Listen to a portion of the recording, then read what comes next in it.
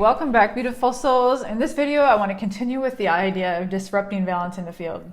This may sound counterintuitive because most manifestation and law of attraction coaches teach positivity with such gusto, right? But idolization or overvaluing of someone or something or some situation can disrupt the balance in the field and cause the same problems as other unbalances. The field tends to seek balances and wants to balance out extremes, right? The love of the universe is very different to the idolization and the staunch worship some people in the world give to some people or things, right? Love, real love, is appreciation and gratitude without worshiping the thing, right? Without excessively desiring the thing, and without an unbridled need to possess the thing. As I mentioned in the last video, an excess of desire or the staunch worship or idolization and the desperate need to have the thing cause an imbalance. One example I can think of is when people overvalue a partner and have a strong need to possess them. If, for example, one person loved their partner as the universe loves, they would enjoy their company. They would enjoy the time that they spent with them, and they would enjoy their presence in their life without the need to possess or control them, right? That's real love. That's the universe's type of love. But when that love turns to idolization, imbalance is created. That's where jealousy comes from, the need to track every move, the need to control who they see, to become over-dependent on their presence, or keep them on a short leash, so to speak, right? That's the difference between loving something, which is great and will actually help you manifest more things in your life to love, versus the neurotic need to control and possess the thing you desire, which will actually cause a disruption of balance and actually prevent you from manifesting more of what you want. Real love, without the idolization and desperate need to possess and control, create positive energy that magnetizes the timelines you want to you. Idolization does quite the opposite and puts out a repelling or a negative energy, right? The positive energy of real love turns the negative energy of idolization or overvaluation when you start to hinge your happiness on the positive energy of love turns to the negative energy of idolization or overvaluation when you start to hinge your happiness on the thing that you desire. For example, if one person totally depends on their partner to make them happy, saying, if they really love me, they would do X, Y, Z, or if they really love me, they would act in such and such a way that would make them happy, they're unbalanced, right? Real balanced love loves the thing desired as it really and actually is. To put conditions on it will turn the energy negative, and that will begin to manifest what they do not want. I really wish that I had the time to go more into the dynamics of how this works, because if a person really understands this concept of appreciating things as they are, they can create miracles in their life, and especially in their relationships. Maybe one day I'm going to release a course specifically aimed at relationships, because of one of my greatest manifestations thus far is actually my romantic relationship with my partner of 9 years. This is indeed the best relationship I've ever had. He treats me like a queen and I treat him like a king, and we both respect our autonomy while enjoying each other without the need to possess or control. We love each other as we are without ever trying to change or control each other. But in this course, it's not a course specific to relationships, although what you will learn can certainly be employed to create and attract the relationship that you want. But for now, let's look at another kind of idolization or overvaluation. Have you ever met someone who from afar you really admired, or you looked up to and respected, or even put on a pedestal, but when you actually got to know them, they did not live up to the image that you had of them in your head? I know that I have. When you overvalue someone in this manner, the field tends to balance things out by showing you the truth. This is completely different to truly and actually enjoying the company of someone that you know really well. This is balanced love, and it won't create a disruption. The former example is not.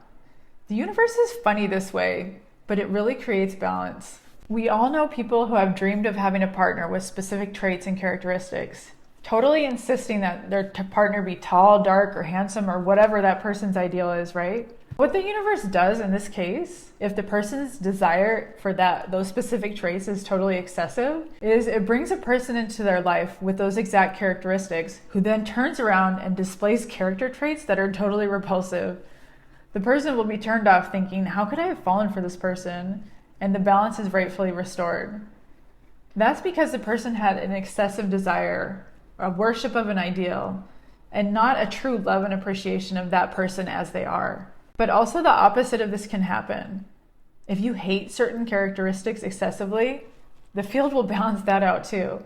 And this is another area where judging people comes into play and why judging people puts out such a negative energy into the field. So I'm going to talk about judging people, yourselves and others in a later module, which I already mentioned that. But for now, it's enough to know that if you hate a certain characteristic or you have an excessive fear of that characteristic, that you may also attract it to you. For example, have you ever known a woman with an excessive fear that her partner is going to cheat? And what happens? You've seen it happen, right? Sometimes, as it turns out, that partner is actually a cheater. And maybe her last boyfriend too. And possibly her father was a cheater too. And maybe that's where the fear came from. Maybe that's where that fear was born. But the energy is just like hanging on to her. That fear, that trauma has to be worked out. You can work out your fears that you have using the process I talked about in the first video of this module for managing triggers and limiting beliefs.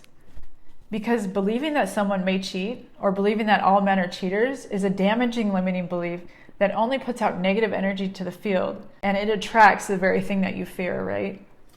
Those limiting beliefs and those traumas, they have to be rooted out, right? Just like the abandonment trauma that I had. That fear must be worked out. You need to journal on it and dispel and remove that from your programming. That's how you should deal with any and all fears that you have. Listen to me. You have lifetime access to this course, so you can review that video, that very first video in this module, anytime to work on those fears and limiting beliefs. And you should watch that video several times and come back to it and review it. That first video is a cornerstone video in this course. So getting back to relationships a little bit more here. Healthy, balanced relationships do not create a disruption of balance. A small amount of dependence and possessiveness is somewhat normal, and if you keep it in check, it won't disrupt the balance in your relationship or the balance in the field. But an extreme desire to possess, such as idolizing someone you barely know, or even unrequited love, creates a lot of suffering and totally disrupts the balance. This is because the person who feels unrequited love or limerence is in one place, right? They're in a place of strong desire, but the object of their desire does not match the frequency of feelings in this case and may not even know that that person exists. In the case of unrequited love or limerence, you are creating a huge energy imbalance, and it will nearly always self-destruct because the energy needs to come into balance. Think about it. Can you think of a case where a situation involving unrequited love turned out well for everyone? I can think of no situation where this has happened, right? Even if the person who has excessive love does end up getting the person that they desire, the balancing forces of the field will soon cause them to find out that the person did not live up to the high idealized image that they had in their head, right? It happens every time. This happens for other things that we idolize too. You finally get the car that you want and you realize that it's a gas hog, or it doesn't drive as nice as you imagined, or you just don't like it like you thought you would. Or you land the job you've been fixated on for months and years and you find out that the hours are exhausting and you don't enjoy the work as much as you imagined you would in your head, right? Or maybe you install a pool in your backyard and you realize that you don't use it as much as you dreamed you would, and the maintenance is a pain in the butt. I'm sure you get the picture, right? But this is how the field balances out excessive desire, especially if it's not rooted in the actual reality of the thing. So that's the difference here. If you see the reality of the car, or the actual reality of the job, or if you see the reality of having a pool, and you still feel like you would enjoy it, considering both the positive and the negative aspects, then your desire is balanced and well suited for manifesting that desire and enjoying it once you have it, right?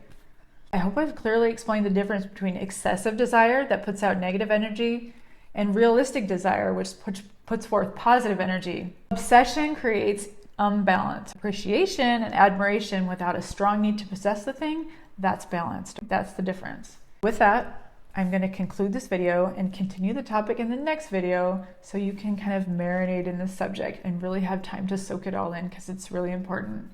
I know we're covering a lot of material here, so take your time. There's no need to rush through these videos. You have lifetime access. See you in the next one. Bye.